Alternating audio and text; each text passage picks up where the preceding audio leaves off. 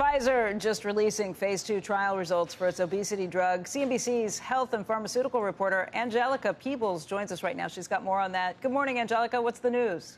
Morning, Becky. So the big news this morning is that Pfizer will not advance its experimental twice-a-day pill, danuglipron, into phase 3 trials because of tolerability issues. So the company is saying that danuglipron actually met its goal of the trial, delivering weight loss of about up to 8 to 13%, but that came at a cost of high rates of discontinuation.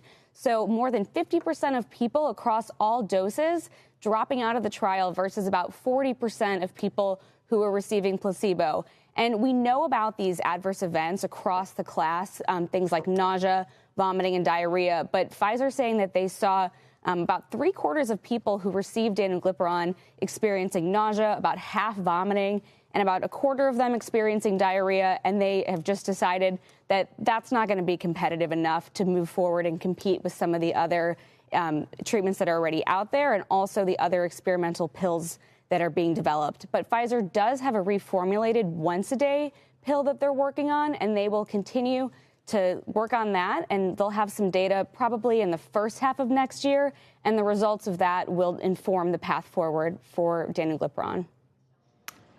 Angelica, how does that compare to the other drugs? We know there can be side effects, but nothing with the other competitive drugs that sound like that, right?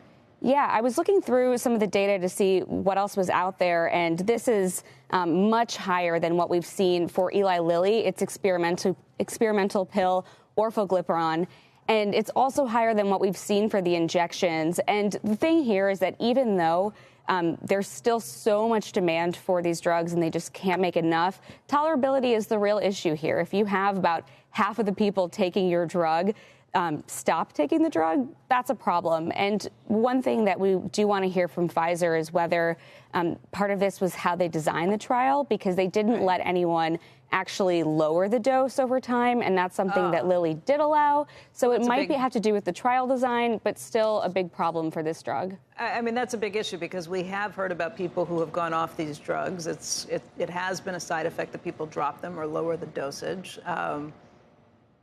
I guess we wait to hear more, but yeah, at first blush, that's pretty concerning. The stock right now, by the way, down by 4.2%.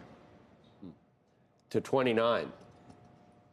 I was talking about Pfizer, for 56. Down 42% for the year. Ugh.